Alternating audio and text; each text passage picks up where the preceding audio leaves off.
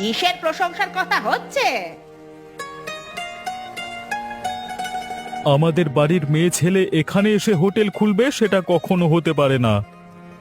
আমি আর ওই বাড়ির মেয়ে নই, আর আমার উদ্দেশ্যে সম্মান দিয়ে কথা বলবেন আপনারা। আমি যখন রাস্তায় বেরিয়ে এসে ব্যবসা শুরু করতে পেরেছি, তখন এই ব্যবসাটাই আমার পরিচয়। আমার আর অন্য কোনো পরিচয় নেই।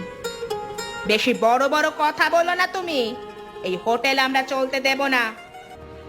দেখো, তোমরা কিন্তু বাধা দিতে পারো না এভাবে। এই ভাই, বেশি কথা বলিস না, এক্ষুনি মেরে সরিয়ে দেব। আমাদের বাড়ির বউয়ের মাথা খেয়ে এখন বেশি বড় বড় বাতেল নামাচ্ছিস, একবারে সাল্টে দেবো। হ্যাঁ, জন্ম আবাগের বেটি তুই। ওর মতো মেয়ের ছায়া যার ঘরে পড়বে তার সর্বনাশ হবে। তুমি হঠাৎ করে সকাল সকাল এরকম কেন কথা বলছো? তুই আমার ছেলেকে খেয়েছিস, এখন তুই এই সংসারটাকে খাবি, আমি বেশ বুঝতে পেরেছি। হঠাৎ তুমি এরকম উল্টো পাল্টা কথা বলছো কেন? উল্টো পাল্টা বলছি না, ঠিক বলছি। যেটা বলছি একদম ঠিক বলছি। কিন্তু তুমি ছেলে হারিয়ে যেমন কষ্ট পেয়েছো, আমিও তো নিজের স্বামীকে হারিয়েছি। বলো, অত কথা আমি শুনতে চাইছি না। আমি যেটা বলতে চাইছি সেটা হচ্ছে, তুই একটা রাক্ষসী, আর তুই এসেছিস আমাদের পরিবারে, আমাদের পরিবারটাকে একেবারে শেষ করে দিতে। সেটা আমি এতদিন বুঝতে পারিনি, এখন বুঝতে পারছি। তুমি কেন আমাকে এই কথাগুলো বলে কষ্ট দিচ্ছ বলো তো? আজকে তোমাদের পরিবার ছাড়া আমার আর কি আছে? আমি তোমাদের পরিবারের থেকে নিজেকে তো আলাদা মনে করি না। আর আমাদের পরিবারের জন্য আমি এত কিছু করছি, তারপরেও তুমি আমাকে এতগুলো কথা শোনাচ্ছ। তুই আসলে একজন শাকচুন্নি। ভালো ভালো কথা বলে আর ভালো ভালো ব্যবহার করে লোকের মন ভোলাস, তারপর তার রক্ত চুষে চুষে খাস। আমি তোমাকে নিজের মা মনে করি, আর তুমি আমাকে এরকম ভাবে কথা বলছো? তোর এই মা বলার নিকুচি। তোর মতো মেয়েকে আমি যে ঘরে রেখেছি সেটা ভাবতেই আমার কষ্ট হচ্ছে। তুই আমার একটা ছেলেকে মেরেছিস, তুই সুযোগ পেলে আমার পুরো পরিবারটাকে মারবি। তাই আমি তোকে এই বাড়ি থেকে যতক্ষণ না ঝেঁটিয়ে বিদায় করতে পারছি, ততক্ষণ আমার নাম নয়। তোমাকে কিছু কথা পরিষ্কার করে বলার ছিল আমার। কি বলবে তুমি? কিছু হয়েছে নাকি আবার সংসারে নতুন করে? কথাটা হচ্ছে যে একজন সংসারে টাকা পয়সা দেবে, সংসারের ঝি চাকরের মতো খাটবে, আর অন্যজনেরা পায়ের ওপর পা তুলে বসে মজা করবে, সেটা তো আর হয় না। আর সেটা যদিও হয়, আমি পারবো না মানিয়ে নিতে। কেন, কি হয়েছে আমাকে একটু পরিষ্কার করে বলবে? তুমি টাকা পয়সা দিয়ে এই সংসারটাকে চালাচ্ছ, সব দায় দায়িত্ব নিচ্ছ তুমি। আমি এত খাটাখাটনি করছি, আর ওই মেয়েটা নীলিমা সারাক্ষণ পায়ের ওপর পা তুলে বসে আছে। তাহলে কি করতে পারি একটু বলবে কি? আমি কাল মাকে পরিষ্কার বলে দেব যে এই সংসারে যে কোনো একটা জিনিস হবে, হয় ও খাটাখাটনি করবে, তুমি পয়সা রোজগার করবে, না হলে ওকে এই বাড়ি থেকে বেরিয়ে যেতে হবে। তুমি যেটা বলছো সেটা তো ঠিক কথাই গো। একবার ভেবে দেখো তো, কিরকম অলক্ষণে মেয়ে। ও আসার পরেই তোমার ভাই মারা গেল। এমন মেয়ে থাকার থেকে না থাকা ভালো। কথাটা কিন্তু খুব খারাপ বলনি তুমি। মাকে তুমি বলো, যদি তোমার কথা না শোনে তাহলে আমি নিজে বলবো, বুঝলে? এমন ভাবেই বলবো যেন শুনতে বাধ্য হয়। আর যদি তোমার মা শুনতে বাধ্য না হয়, তাহলে এই বাড়িতে আমি আর থাকতে পারবো না। তুমি কেন চলে যাবে খামোকা? যদি প্রয়োজন হয় ওই মেয়ে ছেলেটাকে ঘর থেকে ধাক্কা দিয়ে বের করে দেব। তুমি অত চিন্তা করো না তো। সেটা তোমাদের বিষয়, কাকে রাখবে কাকে না রাখবে। কিন্তু এইভাবে চললে আমি যে থাকতে পারবো না, সেটা আমি তোমাকে পরিষ্কার করে বলে দিলাম।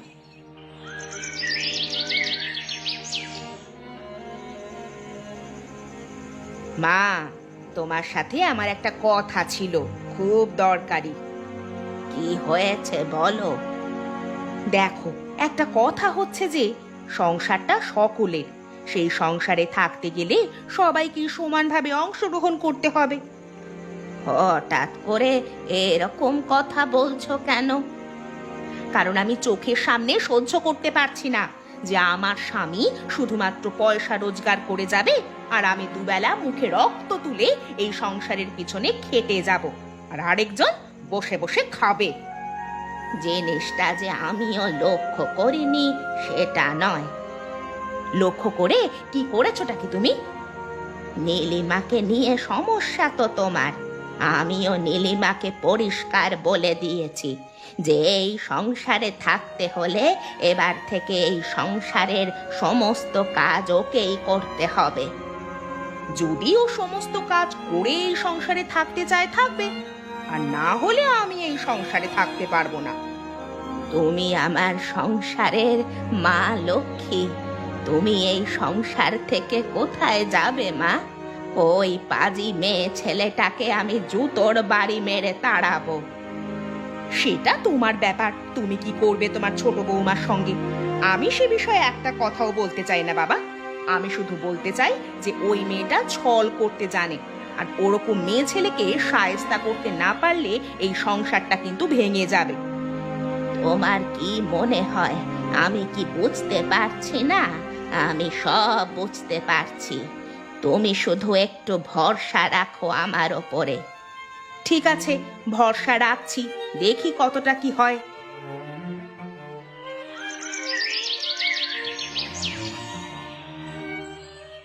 দেখ দেখ শয়তান মেয়ে ছেলে, তোকে আমি একটা পরিষ্কার করে কথা বলে দিচ্ছি। তুমি আবার আমাকে অপমান করছো মা? অপমান নয়, তোর কারণে আমার ছেলে মারা যাওয়ার পরেও তোকে যদি আমার এই ঘরে রাখতে হয়, তাহলে এই ঘরে একজন ঝি যেরকম কাজ করে সেই রকম কাজ করে বেঁচে থাকবি। তার চেয়ে বেশি কিছু কোনোদিন আশা করবি না। আমি তো তোমাদের ভালোবাসা ছাড়া আর কোনোদিন কিচ্ছু আশা করিনি। ভালোবাসা পেতে গেলে ভালোবাসা দিতে হয়, আর তুই ভালোবাসা পাওয়ার যোগ্য নোস। আমি তোমাদের মন পাওয়ার জন্য কি করতে পারি বলো, আমি সেটাই করব। মন পাওয়ার কথা তো তুই ছেড়েই দে। প্রথমত তুই এই সারা ঘর পরিষ্কার করবি, রান্না করবি, এবং যাবতীয় যা কাজ সব কিছু তুই করবি। কারণ এই সংসারে যখন একটা টাকা তুই দিতে পারিস না, তখন এই সংসারের কাজ করে তুই সেই টাকা মেটাবি। কিন্তু আমার দোষ কি বলো? তুই একটা শয়তান মেয়ে ছেলে, এটাই তোর দোষ। আমি যদি অজান্তেই কোনো ভুল করে ফেলি তাহলে আমাকে ক্ষমা করে দিও। তুই যে অপরাধ করেছিস তার কোনো ক্ষমা নেই। আমি জানি না আমি তোমাদের কাছে কি অপরাধ করেছি, তবে তোমরা যা বলছো আমি সেটাই মেনে নেব। শুধু মেনে নিবে না, কুকুরের মতো থাকবি পড়ে ঘরের এক কোণে। পায়ের জুতো যেরকম ভাবে থাকে সেরকম ভাবে থাকবি। আর বেশি গলা তুলে কথা বলতে গেলে তোর গলা টিপে এই ঘর থেকে লাথি মেরে বার করে দেব রাস্তায়। তখন রাস্তায় পড়ে থাকতে হবে, কথাটা মনে রাখিস। এই বাড়িতে এসে প্রথমবার জানতে পারলাম যে একজনের একজনের এত অপমানিত হয় বাড়িতে। ছি ছি ছি ছি ছি, আর যদি নিজের কানে না শুনতাম তাহলে জানতেই পারতাম না যে সংসারে এত কষ্ট, এত অপমান সহ্য করে কেউ বেঁচে আছে। বৌদি, তোমার সাথে আমার একটু কথা ছিল। কি কথা বলবে তুমি পলাশ? দেখো, সকালবেলায় তোমাদের বাড়িতে যখন গেছিলাম তখন আড়াল থেকে আমি সব কথাই শুনেছি। কোন কথা শোনার কথা বলছো? তোমাকে যে এ বাড়িতে কি পরিমাণ অপমান সহ্য করতে হয় সেসব আমি জানতে পেরেছি। দেখো ভাই, সেটা আমার কপাল, সেটা নিয়ে তুমি ভাবতে যেও না। আমি তোমাদের মেয়ে মানুষদের মতো এত কপালে বিশ্বাস রাখতে পারি না। আমি শুধু একটাই জিনিসে বিশ্বাস রাখি, সেটা হচ্ছে নিজের বলে নিজের সার্থক হয়ে নিজের পায়ে দাঁড়ানো।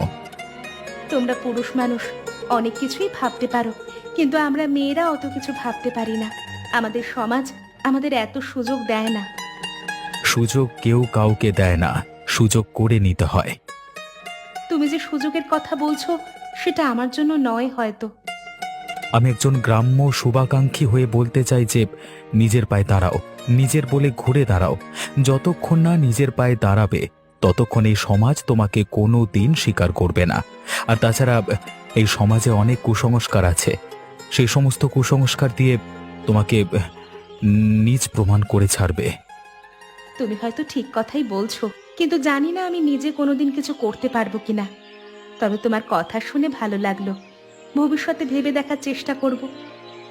তুমি ভেবো না, আমি তোমাকে রাস্তা দেখাবো। তুমি এগিয়ে চলো, আমি একটা উপায় বার করে তোমাকে জানাবো।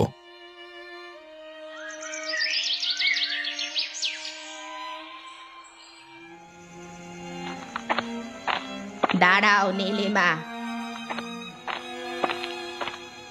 কোথায় যাচ্ছ? খেতে বসতে যাচ্ছি মা। আদর কত, খেতে বসতে যাচ্ছে? কোন মুখ নিয়ে খেতে বসতে যাচ্ছ তুমি? এই ঘরে তোমার খাওয়া বন্ধ। এই সংসারের অনেক অন্ন ধ্বংস করেছো তুমি, আর অন্ন ধ্বংস করতে হবে না। আর তুমি আমাদের বাড়িতে খেতে পারবে না। যদি থাকার ইচ্ছা হয় এমনি থাকবে, কিন্তু খাওয়া দাওয়া তোমাকে আর আমরা দিতে পারবো না। কিন্তু তোমরা যে বলেছিলে আমি ঘরের সব কাজ করে দিলে তোমরা আমাকে খেতে দেবে। বলেছিলাম, কিন্তু এখন ইচ্ছা করছে না। আসলে তোমার ছায়া যেখানে পড়ছে সেখানেই সর্বনাশ হচ্ছে। তাই তোমার মতো মেয়ে ছেলেকে এই ঘরে রাখতে ইচ্ছা করছে না। তোমরা আমাকে কেন এভাবে অপমান করছো বলো তো? আমি কি মরে গেলে তোমরা শান্তি পাবে? ওপরওয়ালা যে কেন আমাকে ডেকে নিচ্ছেন না তার কাছে? ওপরওয়ালা তোমার মতো পাপীকে তার কাছে নিতেও চায় না। তোমাদের ঠাঁই হয় রাস্তায়। আমি জানি না কোন জন্মে কত পাপ করার ফলে এই জন্মে আমাকে এত শাস্তি ভোগ করতে হচ্ছে। পাপের কি আর তোমার শেষ আছে? যে আসার পরেই নিজের স্বামীকে মেরে ফেলে, তার আবার পাপের শেষ কিসে? আর তাছাড়া তোমার মুখ দেখতে ইচ্ছা করে না আমার। তোমার মতো মেয়ের মুখ দেখলে দিন খারাপ যায়। আমি কিন্তু তোমাদের এত অপমানের পরেও তেমনই ভালোবাসি যেমন আগে ভালোবাসতাম। থাক, তোমার মুখ থেকে ভালোবাসার কথা পেতনির মুখ থেকে শোনার মতো। আর তোমাকে ভালো ভালো কথা বলে আমাদের মন জয় করার চেষ্টা করতে হবে না। যাও, গিয়ে জল খেয়ে শুয়ে পড়ো। যবে থেকে নিজের পেটের ভাত নিজে জোগাড় করবে সেদিন থেকে খেতে আসবে। চুপচাপ দূর হয়ে যাও এখান থেকে। আর সহ্য করতে ইচ্ছে করছে না তোমাকে। দূর হ বলছি। কি হয়েছে? তুমি আমার সাথে দেখা করতে চাইলে কেন? আমি তোমাকে একটা সাহায্য করতে চাই, একজন মানুষ হিসেবে। কি ব্যাপার বলো? গ্রামের মধ্যে একটা পরিত্যক্ত দোকান আছে, সেই দোকানটার মালিক একসময় আমি ছিলাম। আর আমি চাই এখানে তুমি একটা ভাতের হোটেল দাও। সেটা বানাবো কেন? তোমার মুখ দেখেই মনে হচ্ছে ওরা তোমাকে দিনের পর দিন অত্যাচার করছে। তাই যতদিন না নিজের পায়ে নিজেকে দাঁড় করাতে পারবে ততদিন কেউ তোমাকে সম্মান করবে না। আমিও চাই নিজের পায়ে দাঁড়াতে। ওরা বলেছে আমি আর ওদের বাড়িতে খেতেও পারবো না। মানুষ সে এত ভয়ানক হতে পারে প্রথমবার এদের দেখে জানতে পারলাম। তোমার শুনে ভয়ানক মনে হচ্ছে, কিন্তু আমি এই ভয়ানক জীবনটার মধ্যে দিয়ে যাচ্ছি। সেজন্যই শুধুমাত্র একজন শুভাকাঙ্ক্ষী হিসেবে তোমাকে আমি এই রাস্তাটা দিতে চাইছি, যাতে তুমি এই রাস্তাটার মধ্য দিয়ে নিজেকে উদ্ধার করতে পারো। ঠিক আছে, আমি চেষ্টা করব।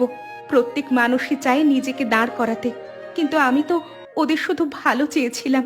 ওদের সাথে একসাথে মিলেমিশে সুখে থাকতে চেয়েছিলাম। কিন্তু আমাকেও যে রাস্তায় বেরিয়ে নিজেকে প্রমাণ করতে হবে সেটা কোনোদিন ভাবিনি। কেউ কিছু করতে পারে না উপরওয়ালার মর্জির উপর। সেই মর্জির মালিক যিনি, তিনি যেভাবে চালাবেন আমাদের সেভাবেই চলতে হবে। তবু আমি শেষ পর্যন্ত চেষ্টা করে যাব যাতে ওই বাড়িতে টিকে থাকা যায়। আর আমি ততক্ষণে হোটেলের সমস্ত ব্যবস্থা করব।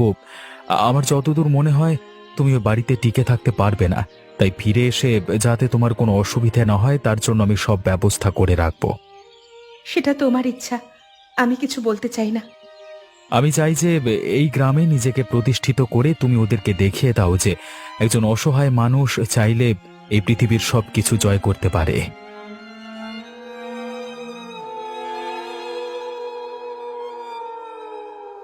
এই এই শয়তান মেয়ে ছেলে, তুই কি করছিস রে এখানে এত রাতে? ও মা, আমি আমি ভয় পেয়ে গেছি। ইয়ে মানে আমাকে ছেড়ে দাও। তোর এত বড় সাহস, তুই রাতের বেলায় রান্নাঘরে এসে খাবার চুরি করছিস? তোকে আমি বলেছিলাম যে তোকে আর খেতে দেব না। আমি পুরো একটা দিন কিচ্ছু খাইনি, আমার যে খুব খিদে পেয়েছে। খিদে পেয়েছে তো রাস্তায় গিয়ে খাবি ভিক্ষা করে, এখানে তোকে কোনো রকম খেতে দেওয়া হবে না। আমি তো শেষ পর্যন্ত তোমাদের সাথে মানিয়ে নিয়ে চলার চেষ্টা করছি, তুমি আমাকে কেন এরকম করছো? তবে রে মেয়ে ছেলে, দেখ। ছেড়ে দাও, আমাকে ছেড়ে দাও। তোকে আমি ছেড়ে দেব না। তোর সাহস কি করে হয় তুই রান্নাঘরে ঢুকে আমাদের কষ্টের খাবার চুরি করে খাচ্ছিস? হ্যাঁ, এই বাড়িতে তোর কোনো জায়গা নেই এরপর থেকে। একটুখানি তো আমি খাবারই খেয়েছি, এতে কি এমন মহাভারত অশুদ্ধ হয়েছে? সেটা তুই বুঝবি না, আমি যেটা বলছি সেটা কান খুলে শুনে রাখ। আমি যেটা এই বাড়িতে আদেশ দিই সেটাই হয়। আমি আদেশ দিয়েছি যে তুই এই বাড়ির অন্ন স্পর্শ করবি না, আর সেটাই হবে। আমি তো তোমার আদেশ এতদিন শুনে এসেছি বলো, কিন্তু পেটে খিদে নিয়ে কি বাঁচা যায়? আমার খুব কষ্ট হচ্ছিল, মনে হচ্ছিল আমি মরে যাব। দেখ দেখ, যদি মরে যাওয়ার ইচ্ছা হয় তাহলে রাস্তায় গিয়ে মরবি, এই বাড়িতে নয়। তোমরা কি আমার কষ্টটা কোনোদিন বুঝবে না? তোর কষ্ট বোঝার কোনো দায় আমার নেই। তোমরা আমার সাথে এরকম কেন করছো বলো তো? তার একটাই কারণ, আমাদের তোকে পছন্দ নয়। তোর মুখ দেখলে আমাদের দিন খারাপ যায়। আর তুই যে এই রাতের বেলায় রান্নাঘরে ঢুকেছিস, তাতে সমস্ত জায়গা অপবিত্র হয়ে যাচ্ছে। তোর মতো মেয়ে ছেলেকে এই ঘরে কোনো ঠাঁই নেই। দয়া করে থাকতে দিয়েছি বলে মাথা কিনে নিসনি। আমার তো কোনো শখ আহ্লাদ নেই, কোনো দাবি দেওয়া নেই তোমাদের কাছে, শুধু দুবেলা খেতে চেয়েছি। সেটাও জুটবে না। যদি থাকার ইচ্ছা হয় থাক, না হলে বেরিয়ে যাবি।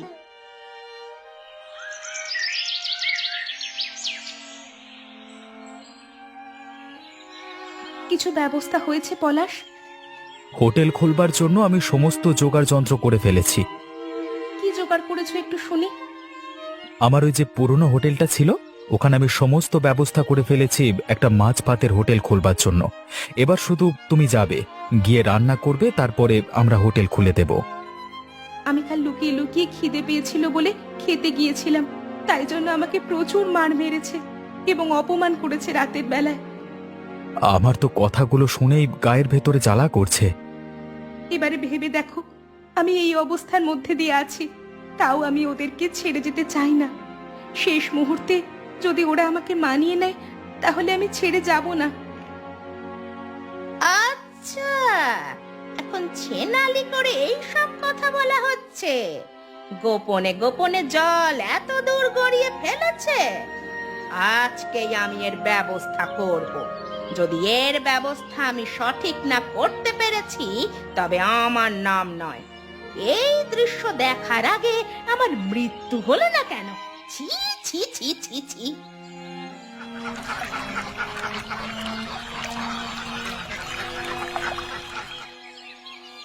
আমার খুব খিদে পেয়েছে, তোমরা কি আজকেও আমাকে খেতে দেবে না? আমার খুব মাথা ঘুরছে। শুধু খেতে দেওয়ার ব্যাপারটা নয়, এই মেয়ে ছেলে যদি এই বাড়িতে থাকে তাহলে আমি এই বাড়িতে অন্ন জল গ্রহণ করব না।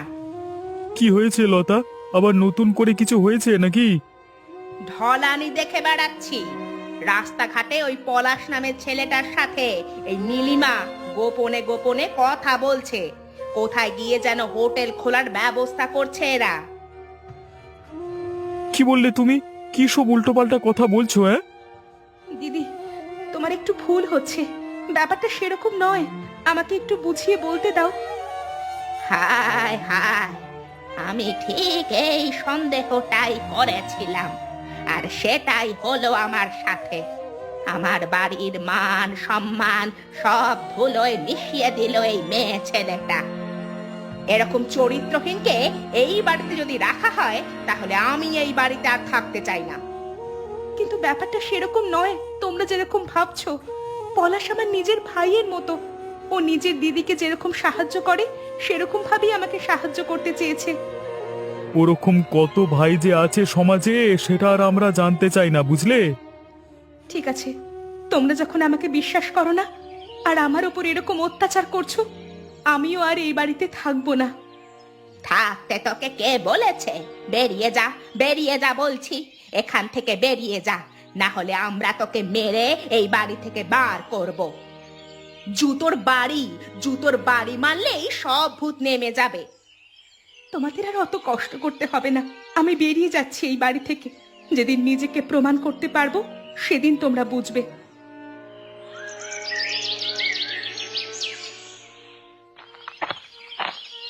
এ কি বৌদি, তুমি এখানে শুয়ে আছো কেন? কখন এসেছো তুমি? পলাশ ভাই, আমাকে বাড়ি থেকে ওরা তাড়িয়ে দিয়েছে অপবাদ দিয়ে। জানতাম আমি এরকম কিছু একটা হবে। ওপরওয়ালা যখন কাউকে দিয়ে কিছু করান তাকে প্রচন্ড কষ্ট দেন, আর সেই কষ্টটাই তোমাকে দিচ্ছেন।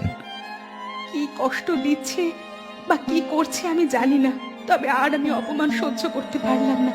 দেখো, আমি মার খেয়েছি, না খেয়ে থেকেছি, প্রচন্ড গালাগালি সহ্য করেছি, কিন্তু যখন নিজের চরিত্রের উপর দাগ দিতে শুরু করলো ওরা, তখন আর মেনে নিতে পারলাম না। তাহলে এখন কি চাও তুমি?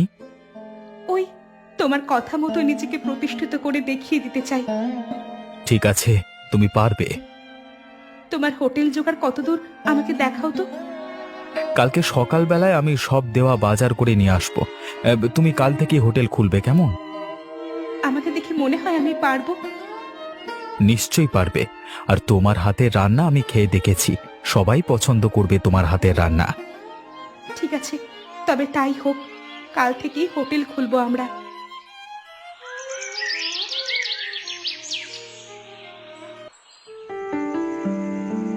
বউ দেমাগ দেখিয়ে বলে গেল যে হোটেল খুলবে। কত বড় তীর মারতে পারে একবার দেখার ইচ্ছা হচ্ছে। ওই মেয়ে ছেলে করতে পারে না এমন কোনো কাজ নেই। সত্যি যদি আমাদের মাথার ওপর দিয়ে চলে যায় তখন কি হবে? ভেবো না, অত মুরদন নেই। শত্রুকে কখনো ছোট করে দেখা উচিত নয়।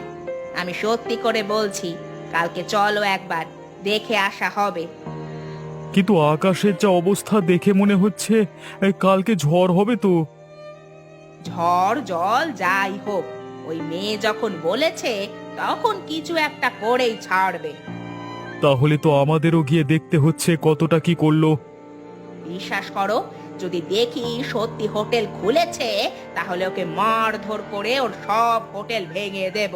ঝড় জল যাই হোক, ওই মেয়ে যখন বলেছে তখন কিছু একটা করেই ছাড়বে।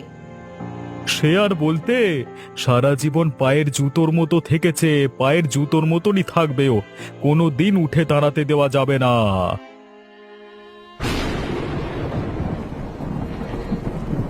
দেখো আমাদের কপালটা, এতদিনের মধ্যে আজকেই এত জোর ঝড় উঠতে হলো। ঝড় হোক আর জল হোক, দেখো কত লোক এসেছে আমাদের হোটেলে ভাত খেতে। সবাই কিন্তু প্রশংসা করছে, বলো? আরো যত দিন যাবে তত আরো বেশি লোক জানতে পারবে এবং আরো বেশি লোক প্রশংসা করবে। কিসের প্রশংসার কথা হচ্ছে? আমাদের বাড়ির মেয়ে ছেলে এখানে এসে হোটেল খুলবে, সেটা কখনো হতে পারে না। আমি আর ওই বাড়ির মেয়ে নই, আর আমার উদ্দেশ্যে সম্মান দিয়ে কথা বলবেন আপনারা। আমি যখন রাস্তায় বেরিয়ে এসে ব্যবসা শুরু করতে পেরেছি তখন এই ব্যবসাটাই আমার পরিচয়, আমার আর অন্য কোনো পরিচয় নেই। বেশি বড় বড় কথা বলো না তুমি, এই হোটেল আমরা চলতে দেব না। ঝড়ের দিনে হোটেল খুলে মাথা কিনে নিয়েছো নাকি? কয়েকটা লোক এসে ভাত খাচ্ছে আর ভালো ভালো কথা বলছে বলে একেবারে মাথায় উঠে নাচবে ভেবেছো? দেখো, তোমরা কিন্তু বাধা দিতে পারো না এভাবে। এই ভাই বেশি কথা বলিস না, এক্ষুনি মেরে সরিয়ে দেবো। আমাদের বাড়ির বউয়ের মাথা খেয়ে এখন বেশি বড় বড় বাতেল নামাচ্ছিস, একবারে সাল্টে দেবো। হ্যাঁ, এই ভাই, তোমরা কেন এখানে বেশি কথা বলতে এসছি? হ্যাঁ, এই হোটেল থাকবে এবং এই হোটেলে আমরা খেতে আসবো। বেরো বেরো বলছি, বেরো। এই পালাও পালাও। ঠিক আছে ভাই, আমাদের মারতে এসো না, মারতে এসো না। তোমরা তোমাদের হোটেল নিয়ে থাকো ভাই, আমি ক্ষমা চেয়ে নিচ্ছি। নীলিমা, নীলিমা, তোমরা তোমরা তোমরা হোটেল চালিয়ে যাও। নীলিমা, তোমরা হোটেল চালিয়ে যাও। দেখেছো তো পলাশ, সত্যির জিত একদিন না একদিন ঠিক হয়। সঠিক পথে থাকলে মানুষ ঠিক পাশে দাঁড়ায়, আর সেইভাবেই আজকে তোমার জিত হলো। ওরা হেরে গেল, ওরা পালিয়ে যাবার মাধ্যমে তোমাকে জিতিয়ে দিয়ে গেল।